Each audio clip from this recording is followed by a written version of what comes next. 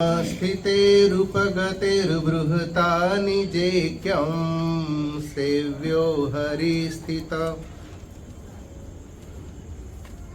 महस्थितदिव्यमूर्ति शब्दाद्यरागिभिरिति स्वमतं वदन्तं त्वां भक्तिधर्मतनयं शरणं प्रपद्ये सद्ग्रन्थ नित्यपठन श्रवणादिसक्तं ब्राह्मीं च सदसि शासतमित्रविद्यां संसारजालपतिताखिलजीवबन्धो त्वां भक्तिधर्मतनयं शरणं प्रपद्ये। ओम श्री अक्षरधामाधिपति श्री स्वामीनारायण बापा स्वामी बापा भगवते नमो नमः। श्री घनश्याम महाराजाय नमो नमः। श्री हरि कृष्ण महाराजाय नमो नमः। श्री सहजानंद स्वामी महाराजाय नमो नमः। श्री बापा श्री भगवते नमो नमः। श्री सद्गुरुभ्यो नमो नमः। श्री स्वामीनारायण गादी आद्याचार्य प्रवर धर्म धुरंधर सनातन धर्म सम्राट परम कल्याणकारी जीवन प्राण स्वामी बापा भगवते नमो नमः। स्वामी नारायण हरे સંવત 1876 માગસર સુદ દસમને દિવસ શ્રીજી મહારાજ શ્રી ગઢડા મધ્યે દાદા ખાચરના દરબારમાં વિરાજમાન હતા અને સર્વે શ્વેત વસ્ત્ર ધારણ કર્યા હતા ને પોતાના મુખારવિંદની આગળ મુનિ તથા દેશ દેશના હરિભક્તની સભા ભરાઈને બેઠી હતી। પછી શ્રીજી મહારાજ બોલ્યા છે, શાસ્ત્રમાં જ્યાં જ્યાં અધ્યાત્મ વાર્તા આવે છે તે કોઈને સમજાતી નથી ને ભ્રમિત થઈ જવાય છે, માટે એ અધ્યાત્મ વાર્તા જેમ છે તેમ યથાર્થપણે અમે કહીએ છીએ તે સર્વે સાંભળો છે। સ્થૂળ સૂક્ષ્મ ને કારણ એ ત્રણ દેહે યુક્ત જે જીવને કહેવો તે એ જીવનો વાચ્યાર્થ છે અને એ ત્રણ દેહથી પૃથકપણે સત્તા માત્ર જે કહેવો તે જીવનો લક્ષ્યાર્થ છે। તથા વિરાટ સૂત્રાત્મા ને અવ્યાકૃત એ ત્રણ શરીરે સહિત જે ઈશ્વરને કહેવા તે ઈશ્વરનો વાચ્યાર્થ છે અને એ ત્રણ શરીરથી પૃથક ને સત્તાપણે કહેવા તે ઈશ્વરનો લક્ષ્યાર્થ છે।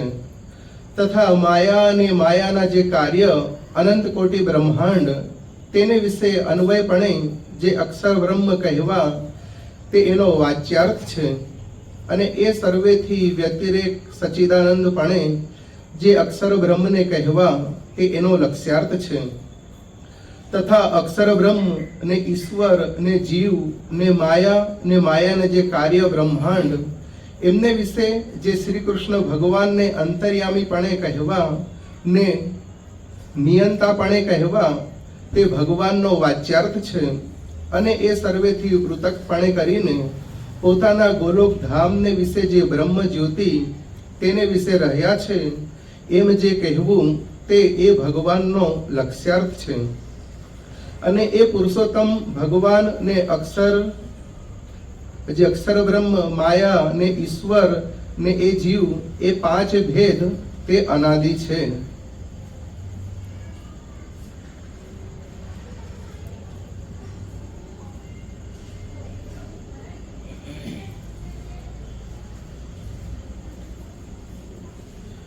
શ્રીજી મહારાજે વચનામૃત વાંચો બધા બાળકો નથી વાંચતા બરાબર છે। સ્વામી બાપાની વાતો છે, બાપાશ્રીની વાતો છે, અન્ય નાદવંશીય પરંપરા જે આપણા વ્યતિરેક સ્વરૂપના અવતારો છે શ્રીજી મહારાજના એમની જે વાતો વાંચી એ આપની બાળ ઉંમરે આપને તરત સમજાઈ જાય, પરંતુ વચનામૃત છે એ શ્રીજી મહારાજની શ્રીમુખ વાણી છે, રહસ્યમય બધી વાતો છે. અર્થાત જેટલો ભગવાનનો મહિમા સમજે, જેટલી ભગવાનની વિશે શ્રદ્ધા હોય એટલું એને મહિમા સમજાય અને જ્ઞાન થાય, અને જેટલું જ્ઞાન થાય એટલો એને ભગવાનનો નિશ્ચય થાય. અને જે રીતે નિશ્ચય થાય અને પછી જો આ રીતે ધ્યાન કરવા બેસે તો ભગવાનની મૂર્તિ હૃદયને વિશે એને સાંભળી આવતી હોય છે, દેખાતી હોય છે, દર્શન થતા હોય છે. વચનામૃતમાં શ્રીજી મહારાજે વાત કરી કે શાસ્ત્રમાં જ્યાં જ્યાં અધ્યાત્મ વાત આવે, અધ્યાત્મ વાત એટલે કે ભગવાનના સ્વરૂપની વાત આવે, ભગવાનના લક્ષણની વાતો આવે, અને ભગવાનની સર્વોપરીપણું, અન્વય વ્યતિરેક સ્વરૂપ, સાકારપણું, નિરાકારપણું, કરતા, અકર્તા, અન્યથા કરતા, આ બધા જે શબ્દ છે કે જેમ જેમ આપણે ગોપાળાનંદ સ્વામીની વાતો, પાછળ જે તત્વજ્ઞાનની વાતો છે એનો અભ્યાસ કરીએ તો તરત સમજાઈ આવે. આ બધા શબ્દ છે એ ભગવાનના સર્વોપરીપણાને સમજવા માટેના શબ્દ છે. જો ભગવાનના લીલા ચરિત્ર રૂપી કથા વાર્તાઓનો ગ્રંથ હોય તો એમાંથી આ બધા શબ્દનો અર્થ સમજવો, એટલે આ બધા શબ્દ એમાં જલ્દી નથી હોતા. અર્થાત આ બધા શબ્દ સમજવા માટે વાત કરીએ પ્રમાણે કે બાપાશ્રીની વાતો છે, ગોપાળાનંદ સ્વામીની વાતો છે, એમાં આ બધા શબ્દનો અર્થ દરેક વાતે ક્યાંક ને ક્યાંક જે તે દ્રષ્ટાંત સિદ્ધાંત સમજાવતા આપણને જાણવા મળતા હોય છે. સૌથી પહેલી વાત આવી કે જીવનો વાચ્યાર્થ અને લક્ષ્યાર્થ. જીવ એટલે શું? જીવ કોઈએ જોયો? આપણા બધા પાસે જીવ છે?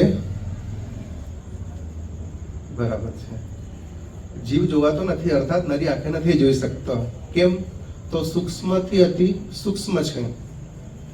એવું કહેવામાં આવે છે કે કાચની પેટીમાં મનુષ્યને પૂરી દેવામાં આવે અને એને ગૂંગળામણ થાય, શ્વાસ ન લેવાય, અને પછી એના શરીરમાંથી જ્યારે પ્રાણ નીકળતા હોય, જીવ નીકળતો હોય, તો એ કાચની પેટીમાંથી પણ આપણને એને જોઈ નથી શકતા. એ કઈ ઘડીએ ક્યારે કઈ રીતે નીકળી જાય, એ જીવનો અને ભગવાનનો જેવો એક સંબંધ છે કે ક્યારે દેહમાંથી ભગવાનનો ભક્ત હોય તો જેમ માખણમાંથી મુવાડો ખેંચી લઈએ એ રીતે એ જીવને પોતાની મૂર્તિમાં લઈ લેતા હોય છે. વાત આવી કે જીવનો વાચ્યાર્થ અને લક્ષ્યાર્થ. થોડી તત્વજ્ઞાન ભરી વાત છે એટલે કદાચ નાના બાળકોને સમજાય ન સમજાય, પરંતુ આપણે એ વાતને સામાન્ય સ્વરૂપમાં સમજવાનો પ્રયત્ન કરશું. જે રીતે આપણને જીવનો વાચ્યાર્થ અને લક્ષ્યાર્થ. વાચ્યાર્થ એટલે શું? તો તમે બધા સ્કૂલમાં જાઓ છો વિદ્યાર્થી રૂપે, અહીંયા બધા બાળ ભગત રૂપે આવેલા છો, બરાબર ને? એટલે કે સ્કૂલમાંથી તમને જે કંઈ તમારા સર ટીચરો, પ્રોફેસર મેડમ જે કંઈ પણ ભણાવતા હોય અને જેટલું શિસ્ત શીખાડતા હોય, પુસ્તકમાં જે રીતે બધી વાતો કરેલી છે, શૈક્ષણિક વાતો જે કંઈ આપણા જીવનમાં ઉપયોગી હોય, એ બધી આપણને પોતાના ટેબલ ખુરશી પર બેસી અને સમજાવે છે અને આપણે શાંતિથી સાંભળતા હોઈએ છીએ કે ભાઈ તમે જેમ જેમ મોટા થશો, સારો અભ્યાસ કરશો તો સારા માર્ક્સ લાવશો, સારા માર્ક્સ લાવતો તો સારી સ્કૂલોમાંથી તમને એડમિશનના ચાન્સ રહેશે, વધારે સારા 12મા ધોરણ પછી સારા માર્ક્સ લાવો તો સારી કોલેજોમાંથી તમને આવકારશે કે ભાઈ અમારી કોલેજમાં આપ એડમિશન લઈ શકો છો. જો માર્ક્સ સારા ન આવે તો સારી એવી પ્રખ્યાત યુનિવર્સિટી હોય તો એમાં આપણને અભ્યાસ કરવા મળતો નથી. આ લોકોની વિશે સમાજમાં પણ, કુટુંબ પરિવારમાં પણ જો આપણું શિસ્ત અને શૈક્ષણિક લાયકાત ન હોય તો આપણને આગળ આવવા મળતું નથી. તો આવી શૈક્ષણિક સંસ્થાઓમાં ક્યાંથી આગળ આવવા મળે? અર્થાત આપણને જે સર ટીચર દ્વારા શૈક્ષણિક જ્ઞાન આપવામાં આવ્યું સ્કૂલમાં, કોલેજોમાં, જે કઈ સ્થળોએ, એ જ્ઞાન આપણે સારી રીતે સાંભળ્યું, પરંતુ જ્યાં સુધી આપણે એના પર અમલ શરૂ નથી કર્યો, એનું પાલન શરૂ નથી કર્યું, ત્યાર સુધી પોતાના મનમાં રહેલું એ જે જ્ઞાન છે એ જ્ઞાનનું સ્વરૂપ કયું? વાચ્યાર્થ સ્વરૂપ.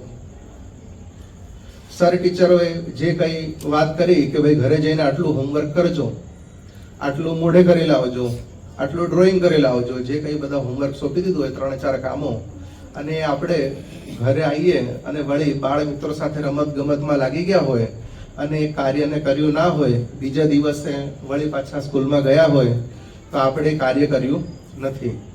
આપણને જ્ઞાન પ્રાપ્ત થયું એ કયું થયું? વાચ્યાર્થ જ્ઞાન.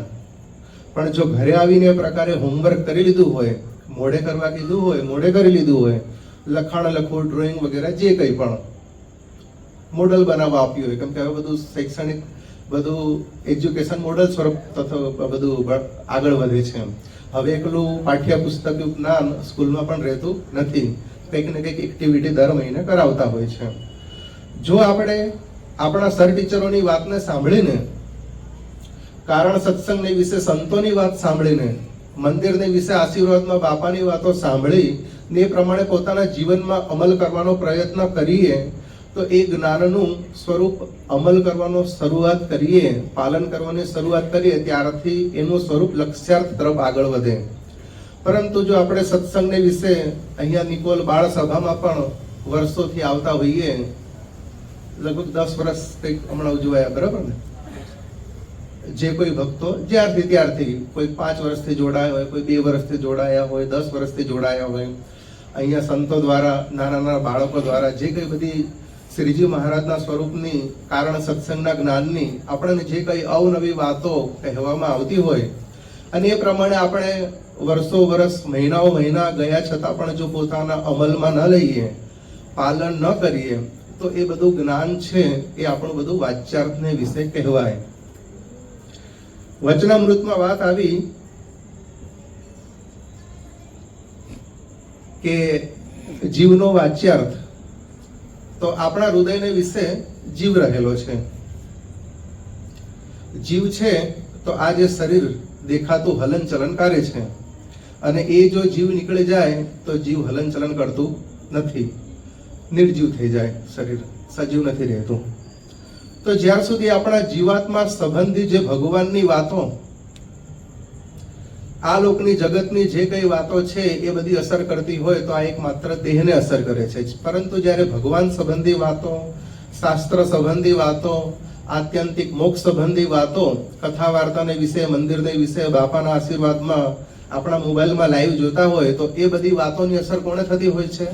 આપણા હૃદય સાથેનો સંબંધ હોય છે, આપણા આત્મા સાથે, ચૈતન્ય સાથે, જીવ સાથેનો સંબંધ હોય છે. એ બધી વાતો સાંભળી દેહ દ્વારા, પરંતુ હજી જીવના અંદર આપણે અમલમાં નથી લીધી, પાલન તરફ આપણે આપણી ગતિને આગળ નથી વધારી, તો એ વાતો આપણા માટે જીવના વાચ્યાર્થ સમાન છે હજી.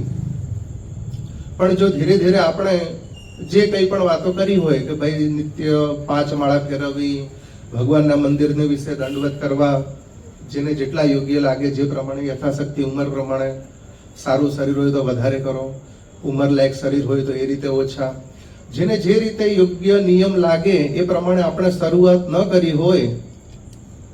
અત્યારે જેમ કે આપણા બાપાએ આપણને વાત કરી કે ભાઈ શિક્ષાપત્રીનો સમયો આવે છે તો શિક્ષાપત્રીનું ની પારાયણ કરવી.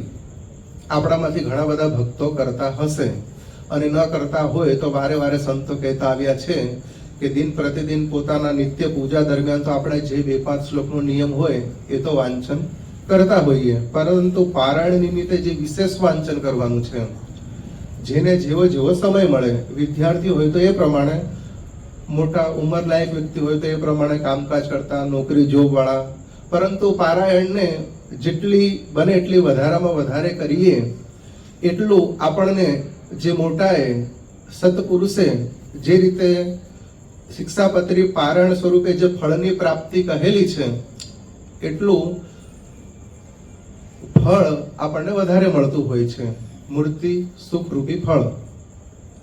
પણ જ્યાર સુધી એ પારાયણની પણ વાત કરી હોય ને આપણે હજી સુધી શિક્ષાપત્રીના શ્લોકનું વાંચન શરૂ ન કર્યું હોય તો એ બધી જ જે કંઈ શાસ્ત્ર સંબંધી વાતો, સંતો દ્વારા જે કંઈ પ્રેમથી બધાને આજ્ઞા કરવામાં આવી હોય, બાબાએ પણ સત્સંગને વિશે આજ્ઞા કરી હોય, તો આપણે સૌએ, તમે, અમે, દરેકને માટે એ પાલન ન થાય, એ પ્રમાણે અનુકરણ ન કરીએ, અમલમાં ન લાવીએ તો એ બધી વાતોને વાચ્યાર્થમાં આપણે ગણાય. તો તો જ્યાં સુધી આ જીવ છે એ પોતે દેહમય રૂપે વર્તે છે, અર્થાત હું પુરુષોત્તમ રૂપ છું એવી ભાવના કેળવી નથી. પોતાને ત્રણ દેહથી પર, સ્થૂળ, સૂક્ષ્મ અને કારણ, ત્રણ દેહથી પર જ્યાર સુધી ન માને, ત્રણ અવસ્થા જાગ્રત, સ્વપ્ન અને સુસુપ્તિ, આ જેમ જેમ આપણે કારણ સત્સંગના અંદર જે કંઈ જ્ઞાનની આ રીતે કથા વાર્તાઓ જે કંઈ થતી હોય, બાપાના આશીર્વાદ આવતા હોય, જો એમાં ખરેખર એકાગ્ર મન રાખીને સાંભળીએ તો આ બધાના શબ્દના અર્થ સારી રીતે આપણને સમજાઈ જતા હોય છે. તો આ રીતે જ્યારે આપણે જીવાત્માને ચૈતન્યથી પર જ્યાં સુધી ન કરીએ ત્યાર સુધી એ આપણો જીવાત્મા છે એ હજી વાચ્યાર્થમાં છે. કહેતા હજી આપણે દેહ ભાવ રૂપે વર્તીએ છીએ, પોતાને પુરુષોત્તમ રૂપ માનતા નથી. ધ્યાનની લટક જે કેળવવાની છે અને ધ્યાનમાં જે ભગવાનની મૂર્તિ ધારણ કરી જોઈ અને જે હૃદયને વિશે સ્થિર કરવાની છે, સિદ્ધ કરવાની છે, એ બધું ક્યારે થાય? તો જ્યારે પોતાને ત્રણ દેહથી પર, ત્રણ અવસ્થાથી પર, પોતાના ચૈતન્ય રૂપ જ્યારે પોતાને માનીએ, આત્મા રૂપ પોતાને માનીએ, બ્રહ્મ રૂપ પોતાને માનીએ, પુરુષોત્તમ રૂપ પોતાને માનીએ, ત્યારે એ જીવનો લક્ષ્યાર્થ થયો કહેવાય.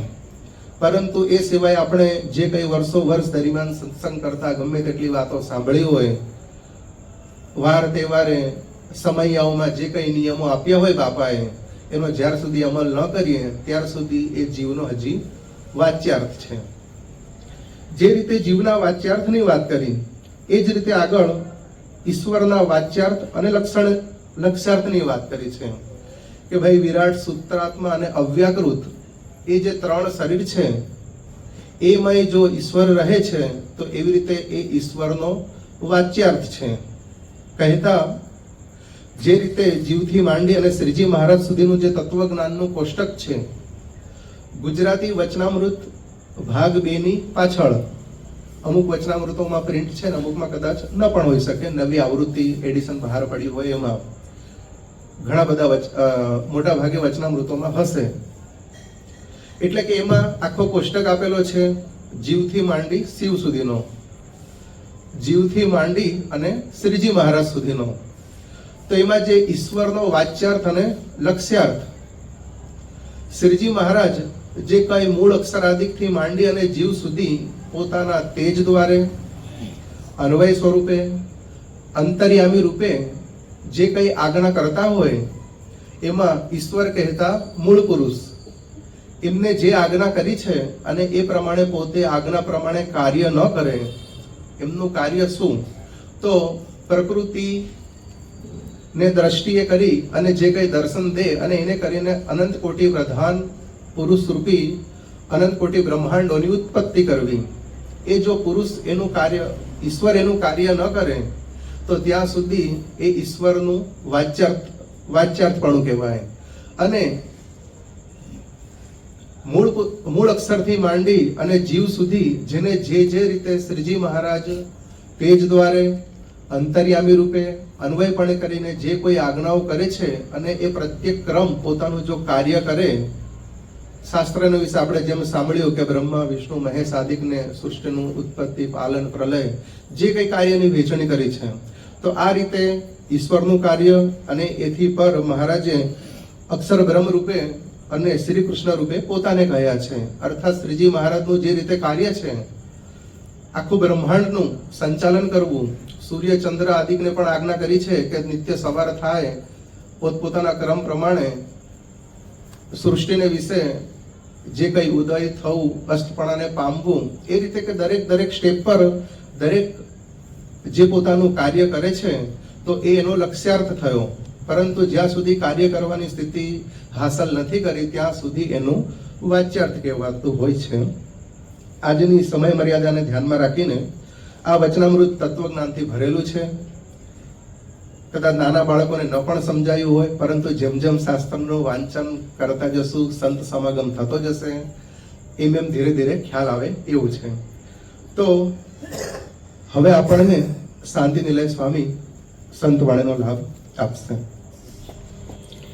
સર્વોપરી સર્વે અવતારના અવતારી સ્વામિનારાયણ ભગવાન શ્રી સ્વયંમૂર્તિ જીવનપ્રાણ અબજી બાપાશ્રી શ્રી સ્વામિનારાયણ ગાદીના આધ્યાચાર્ય પ્રવર ધર્મ ધુરંધર સનાતન ધર્મ સમ્રાટ પરમ કલ્યાણકારી જીવનપ્રાણ સ્વામી બાપા, પ્રેમમૂર્તિ આચાર્ય સ્વામીજી મહારાજ, જ્ઞાન મહોદય આચાર્ય સ્વામીજી મહારાજ, પૂજ્ય સંતો અને નિકોલ બાળ મંડળના સર્વ સત્સંગી બંધુઓ, સૌથી પ્રથમ સર્વ ભક્તોને જય શ્રી સ્વામિનારાયણ. હવે આગળ ધર્મભૂષણ સ્વામી ઘણું બધું કહી ગયા છે, બધું તત્વ ઉપર, પરંતુ જેમ આગળ એમને વાત કરી, આજ નહીં કાલ નહીં તો પરમ દિવસે, મહિને, વર્ષે વાત સમજાય, પરંતુ એનો માવરો રાખવો પડે. આજની આપણી આ કારણ સત્સંગની સભાના જે યજમાન છે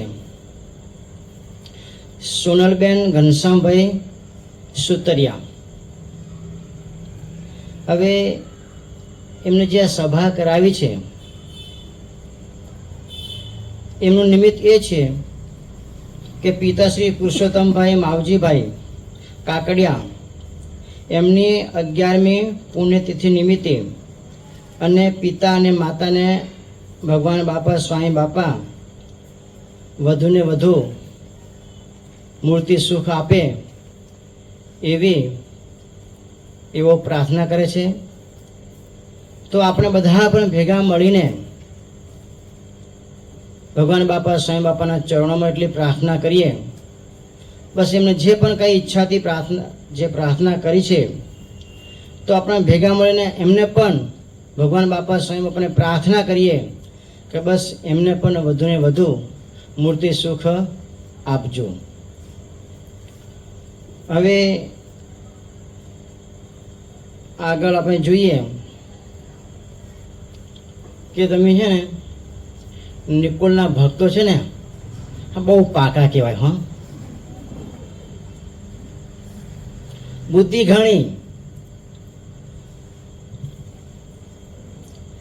કોઈ પણ નિમિત્ત ના હોય ને તો પણ આયોજન કરી અને કોઈ પણ પ્રસંગ કરવો એ તમારામાં છે. કારણ કે બ્રહ્માએ છે ને બધાને બુદ્ધિ આપીને તો નિકોલમાં શરૂઆત કરે છે એવું લાગે મને.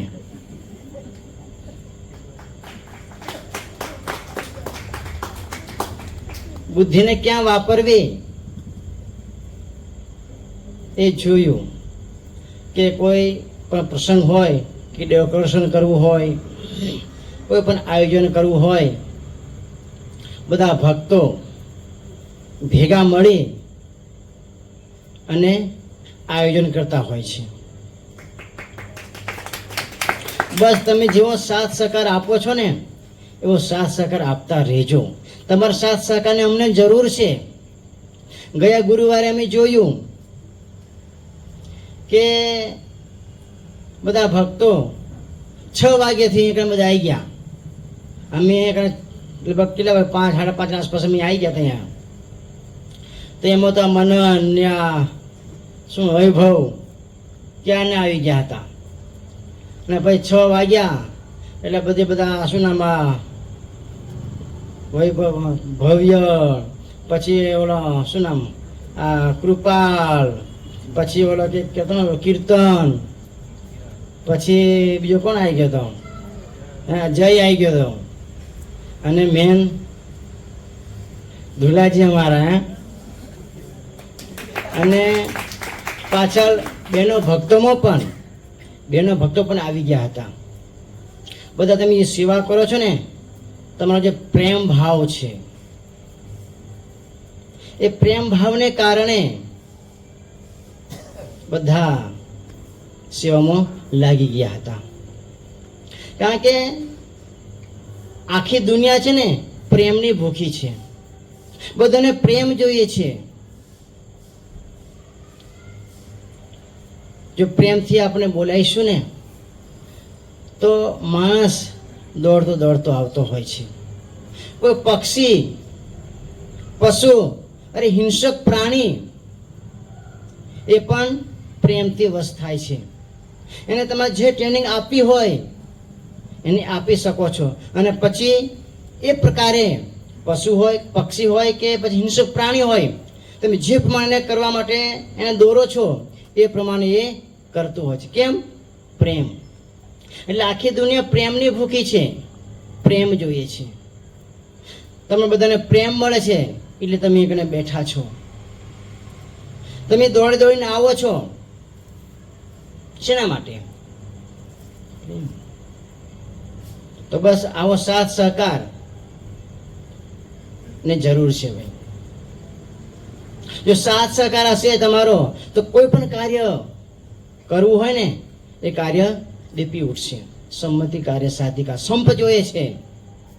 તો બધા તમે સાથ સહકાર આપતા રહેશો ને ભાઈ. કોઈ મારા વાલા બોલતા નહીં. ના હોય તો કઈ હાથો પાડો દેવર.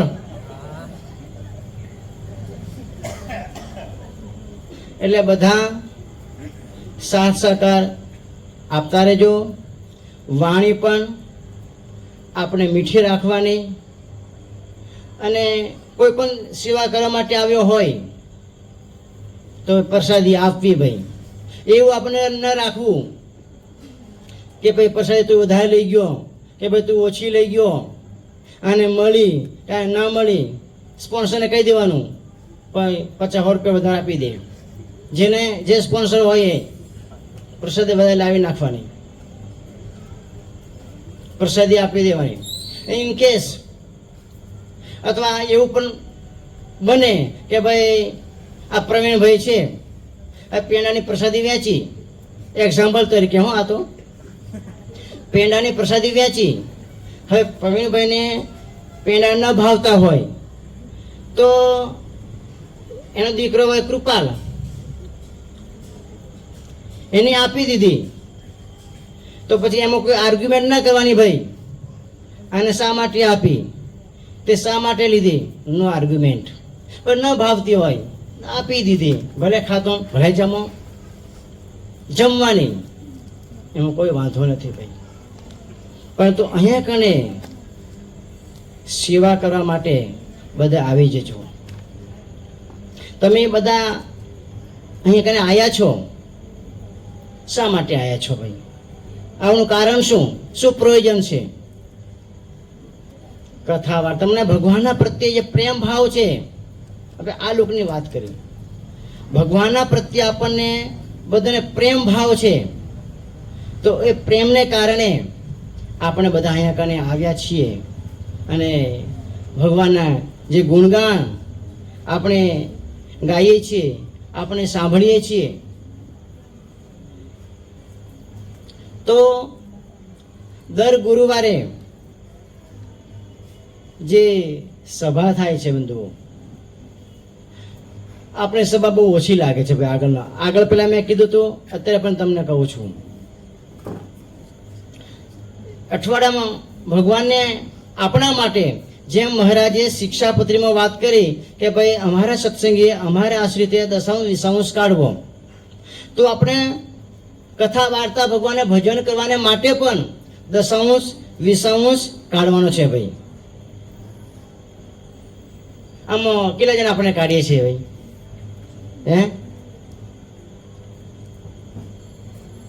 જેટલું ભગવાનનું ભજન થાય ને ભાઈ, એટલું જ એ ખજાને પડશે. પ્રેમમૂર્તિ બાપા કહેતા હતા ને ભાઈ, જેટલી ભગવાનની ભક્તિ કરશો, જેટલું ભગવાનનું ભજન કરશો, એ બધું બાપા શું કહેતા, એ ખજાને પડે છે.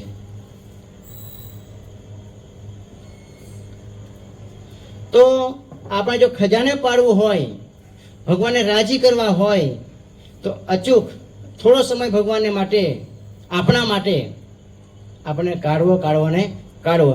જો ભગવાન બાપા સ્વયં બાપાનો રાજીપો જોઈતો હોય તો આપણે બધા અહીંયા કને ભગવાનની કથા વાર્તા સાંભળવાને માટે આપણે સહુ અહીં એકત્રિત થયા છીએ. ભગવાનને સાથે જે પ્રેમ કરશું ને એ જ સાચો પ્રેમ છે ભાઈ. બીજો બધો પ્રેમ કોઈ કામ ન લાગે ભાઈ, નાશવંત પ્રેમ છે. અને ભગવાનની સાથે જે પ્રેમ થાય છે ને એ પ્રેમ કેવો છે ભાઈ? અવિનાશી પ્રેમ છે. ગોપીઓએ કૃષ્ણ ભગવાનને વિશે જે પ્રેમ કર્યો તો એ પ્રેમ વખણાય છે. પ્રેમ કોના જેવો? ગોપીઓ જેવો પ્રેમ. કેમ? એમને પ્રેમ અવિનાશી ભગવાન સાથે કર્યો તો એમનો પ્રેમ પણ અવિનાશી થઈ ગયો ભાઈ. પોથી પડપડ જગ મુઆ, પંડિત કુવા ન કોઈ, 2.5 અક્ષર પ્રેમ કા પઢસો પંડિત હોય. પ્રેમ માત્ર નાનો શબ્દ છે, 2.5 અક્ષરનો છે ભાઈ. જો આ 2.5 અક્ષર જેના હૃદયમાં વસી જાય એ ખરો મહાન છે, એ ખરો પંડિત છે. જેને ભગવાનની સાથે પ્રેમ થઈ ગયો એને ભગવાન સિવાય આ લોકની કોઈ પણ વસ્તુ એને વહાલી લાગે નહીં, ભગવાનથી અધિક એને લાગે નહીં. પ્રેમ આપણે ક્યાં કરવાનો છે? સાચો પ્રેમ આપણે ભગવાનની સાથે કરવાનો છે ભાઈ. આ લોકોનો પ્રેમ કેવો છે ભાઈ? અશુદ્ધ, સ્વાર્થપૂર્ણ હોય છે. હંસ પ્રતિ સ્વાર્થની વિપત પડે ઉડી જાય, સાચી પ્રતિ શિવાળની જળ ભેળી સુકાય. તળાવમાં પાણી ઓછું થવા માંડે ને ત્યારે બધા હંસલા બધા હોય ને અહીંથી ઉડી ઉડી અને બીજી જગ્યાએ જતા રહે.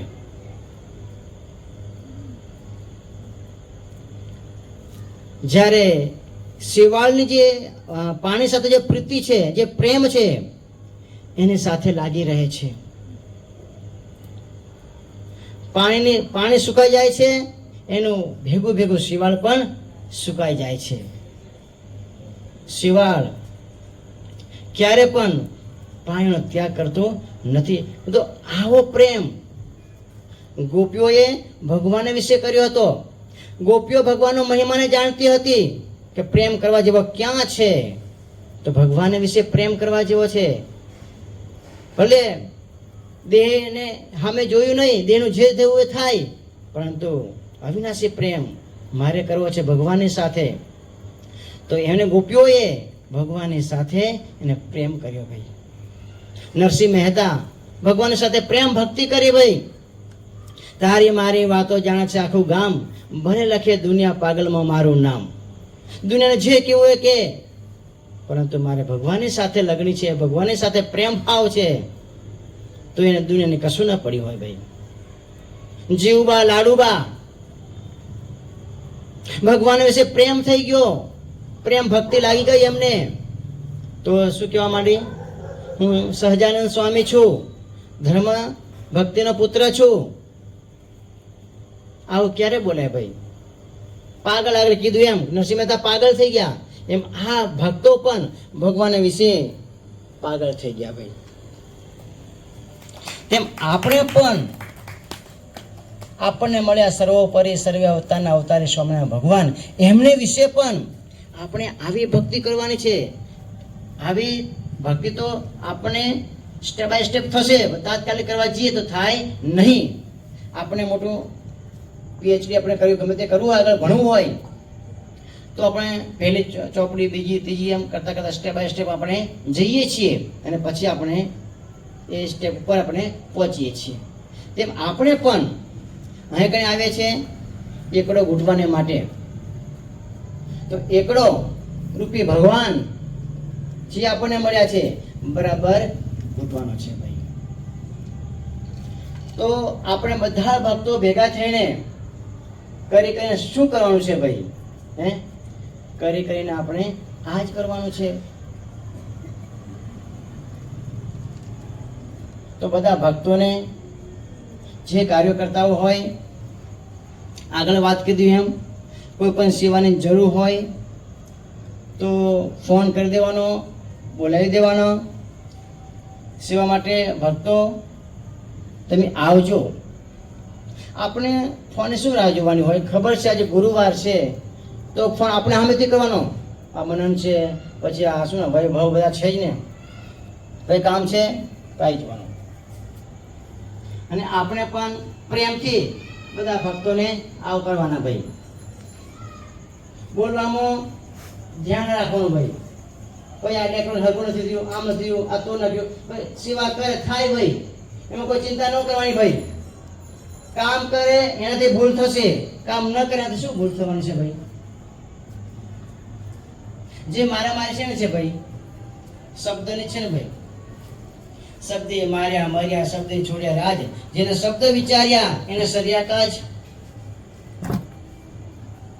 સ્વામી બાપા એમની વાતોમાં એક વાત કરે છે ભાઈ, શબ્દ કેટલો ભયંકર છે ભાઈ. શબ્દ બોલવામાં પણ કેટલું ધ્યાન રાખવું પડે છે. નાનું છોકરું હોય, સ્કૂલનો ટાઈમ થઈ ગયો હોય, જો પ્રેમથી એને ઉઠાડશો, બેટા ઉઠ, સ્કૂલનો ટાઈમ થઈ ગયો છે, નાઈ ધોઈ લે, મારા બાળક કરી લે અને નાસ્તો કરીને સ્કૂલે જા, તો બાળક હસતું હસતું ઉઠશે.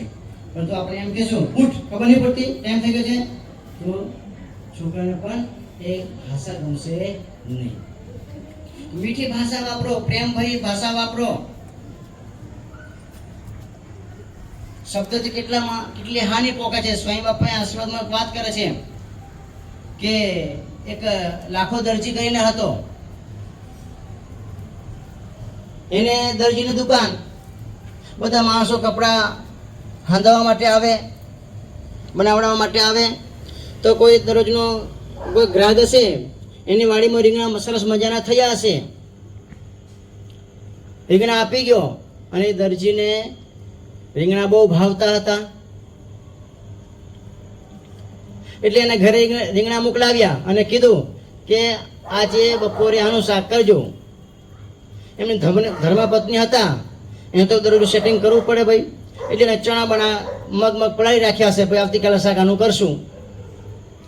જો રીંગણા કરે તો શાક બગડે, ઓલું મગ બગડી જાય, એટલે એને કીધું કે ભાઈ હાજે શાક કરશું રીંગણાનું, અત્યારે મગ કરેલા છે, મગ કરી નાખીએ. તો મગ કરી નાખ્યા. ઓલું દરજી વિચાર કરે, જઈશું રીંગણનું શાક ખાઈશું, ઘરે જઈશું રીંગણનું શાક ખાઈશું. જમવા માટે ઘરે ગયો અને ભાણામાં પીરસાણું, શાક તો દેખાણું નહીં, મગ દેખાણા, અને ઓલા દરજીનો પિત્તો ગયો કે ગાંડી તને ખબર નહીં પડતી, મેં રીંગણા સ્પેશિયલ મોકલાયા છે, હું શાક કરજે, તો આ મગ શા માટે કર્યા છે? એની પત્ની કહે છે મગ મેં ગઈકાલ શાંતિ મેં પડાવી રાખ્યા હતા, એટલે મગ બનાવ્યા, જો ન બનાવ તો બગડી જાય. બેને તકરાર થઈ કે મારે તારું મોઢું જોવું નથી, એથી જતી રહે. ઓલા ખોટું લાગ્યું, પત્નીને કૂવામાં જઈને પડી અને મરી ગઈ. સરકારી બધું માણસો આવ્યા, જોયું શું થયું, તો આ લાખા દરજીને પકડ્યા, જેલમાં નાખ્યા અને કેટલા રૂપિયાનો દંડ કર્યો. કમાવા માટે બોમ્બે ગયા, 12 વર્ષે ઠેકાણું પડ્યું, 12 વર્ષે રીંગણા ભેગા થયા ભાઈ. એટલે શબ્દ વિચારીને બોલવા. સ્વામી બાપા વાતોમાં કહે છે ને, એક દ્રષ્ટાંત આપે છે સ્વામી બાપા વાઘનું. એક શું નામ આનું, નીતિન એના જો વ્યક્તિ હશે, હવે એને વાઘની સાથે મિત્રતા થઈ ગઈ ભાઈ, એનો ફ્રેન્ડ બની ગયો. એટલે એના ઘરે કોઈ પ્રસંગ આવ્યો, વાઘને આમંત્રણ આપ્યું, વાઘ આવ્યો, બીજા બધા એનું મિત્ર મંડળ હોય ને, એટલે ઘરે પ્રસંગ માટે આવ્યા બધા, તો બધા બી વાઘ વાઘ વાઘ વાઘ. એને શું કીધું, કોઈ ચિંતા ના કરશો, કોઈ ગભરાશો નહીં, કોઈ ડરશો નહીં, આ મારો વાઘ છે ને કૂતરા જેવો છે. શું કીધું? કૂતરા જેવો છે. એટલે વાઘને તો હું જંગલનો મોટો માણસ છું, રાજા છું, અને મને કૂતરો કીધું. શબ્દ, હું શું વાત કરું, શબ્દ ઉપર વાત કરું છું. શબ્દ માણસને કેટલો લાગે છે. પશુને પણ શબ્દ લાગ્યો, મને કૂતરો કીધો. વાઘ અંદર ઘરમાં લઈ ગયો અને ઓલા વ્યક્તિને બોલાવ્યો, તારામાં તાકાત હોય ને એટલે મને જોરથી કુહાડો માથામાં માર. કુહાડો લઈ આવી, એટલે કુહાડો લઈ આવ્યો, તાકાતથી માથામાં કુહાડો માર્યો. પછી કીધું કે રહી ગરમ કરી અંદર ભરી દે, પછી પાટો બાંધ દે. એટલે ઓલે તો ગભરાણો તો, બીપી હાઈ થઈ ગયું હતું અને વગર કંપા થઈ ગયો તો એને તો ભાઈ કરવું શું, બીક તો લાગે ને ભાઈ. એટલે વાઘે કીધું પણ એને કર્યું, પાટો બાંધ્યો, વાઘ ચાલી ગયો. એકાદ મહિનો થયો ને એટલે પછી ઓલો મિત્ર જોવા માટે ગયો, તો વાઘ મરી ગયો જીવે છે શું છે ભાઈ. ગયો ને વાઘ તો મળ્યો. વાઘે કીધું પાટો છોડ નાખ. પાટો છોડ્યો. વાઘે કીધું રૂજ આવી ગઈ છે? બોલો કે હા રૂજ આવી ગઈ છે. વાઘ એને કહે છે કે તેમાં કુહાડો માર્યો ને, રોજ એને આવી ગઈ છે, પરંતુ જે તે મને કૂતરો કીધો ને એ કૂતરો પી જે શબ્દ ઘા ઊંડો ને ઊંડો ઉતરતો જાય છે, એ રોજ આવતું નથી. માટે મહેરબાની કરીને તને હવે કહું છું, આપણી મિત્રતા આપણે કહે છે ને છોકરા છોકરા બાંધતા હોય તો આપણે કીટા, બુચ્ચા નહીં કીટા. એટલે વાઘે કહી દીધું ભાઈ હવે તારે મારી મિત્રતા નહીં, હવે તું અહીંયા આવતો નહીં, જો આવીશ તારા રામ રમી જશે. તો એ ઘરે વહી ગયો. બધો શબ્દ પશુને પણ લાગે છે તો માણસને ન લાગે ભાઈ. આખું મહાભારત જુઓ તમે, એક શબ્દમાં થયું ને ભાઈ. પાંડવોએ યજ્ઞ કર્યો, રાસુ યજ્ઞ કર્યો, અને એ લોકો એવી ગોઠવણી કરી હતી જ્યાં જળ હોય ત્યાં સ્થળ દેખાય, જ્યાં સ્થળ હોય ત્યાં જળ દેખાય. એટલે દુર્યોધન સભામાં આવતો હતો, એટલે જ્યાં જળ હતું ત્યાં સ્થળ દેખાણું. દુર્યોધનને ખબર નહીં કે અહીંયા જળ છે એમ. એટલે દુર્યોધન હાલ્યો આવતો હતો, એને સ્થળ દેખાણું હતું જળ. એટલે પડ્યો દુર્યોધન ત્યાં પાણીમાં. આખી સભા હસવા લાગી. અને બાજુમાં દ્રૌપદીજી ઊભા હતા, અને એટલું જ કીધું, શું કીધું? અંધના તો અંધ જ હોય ને. આ શબ્દ દુર્યોધને સાંભળ્યો. એટલે દુર્યોધન સભામાં ન આવ્યો, પરબારો વયો ગયો, હસ્તિનાપુર ગયો. ત્યાં જઈ અને બધું સૈન્ય તૈયાર કર્યું. સૈન્ય તૈયાર કરી અને પછી બધા સૈન્ય તૈયાર કરીને યુદ્ધ કરવા માટે આવ્યો અને યુદ્ધ કર્યું. અને કેટલાય માણસો કચર ઘાણ નીકળી ગયો ભાઈ. સીતાજી રામાયણ શેમાંથી થઈ ભાઈ? સીતાના શબ્દ થઈને ભાઈ. સીતાએ શું કીધું રામને કે મને આ સોનાનો મૃગ મને જોઈએ છે. સોનાનો મૃગ હોય નહીં, પણ હઠ કીધે, સ્ત્રી હઠ, બાળ હઠ, પછી યોગી હઠ, રાજ હઠ, આ બધી હઠ. એટલે પછી રામ ગયા અને બધું યુદ્ધ થયું, બધું રાવણનું કપટ હતું બધું. પછી એમાંથી બધું આ થયું ભાઈ. સ્ટોરી બધી બહુ લાંબી છે. એટલે આપણે પણ પ્રેમથી બધાને આવકારવાના, પ્રેમથી બોલવા બધાને ભાઈ. તમારા બધા પ્રેમ ભાવ છે, હું દેખું છું બધા હરસપરસ વાતો કરતા હોય, તમે કહે તો કોઈ તુકારે કોઈ બોલતું નથી. જે તમે સંસ્કાર આપ્યા, કેવી રીતે વર્તવું, કેવી રીતે રહેવું, કેવી રીતે વાતો કરવી, એને પણ ધન્યવાદ છે ભાઈ. બસ આવા જે સંસ્કાર છે એ સંસ્કાર તમે બધા જાળવી રાખજો. જો સંસ્કાર તમારામાં હશે તો ભગવાન બાપા, સ્વામી બાપા આપણી પર ખૂબ ખૂબ રાજી થશે ને થશે. જય શ્રી સ્વામી અક્ષરધામના અધિપતિ સ્વામી બાપાની જય.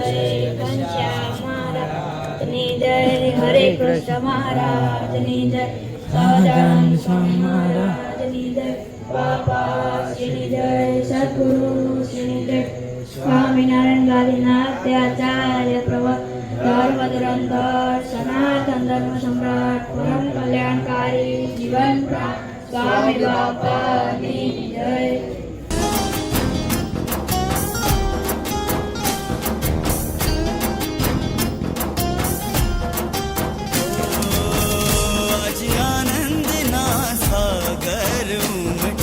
स्वामी बापा संग रमता हो, आज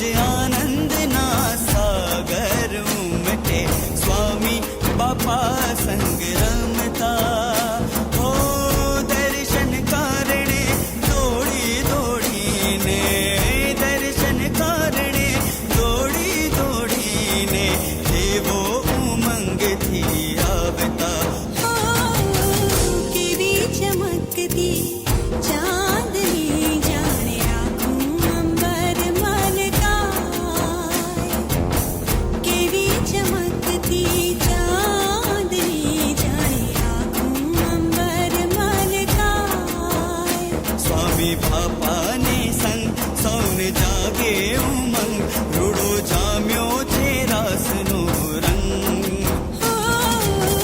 કેવી ચમકતી ચાંદની જાણી રાખું અંબર મલકા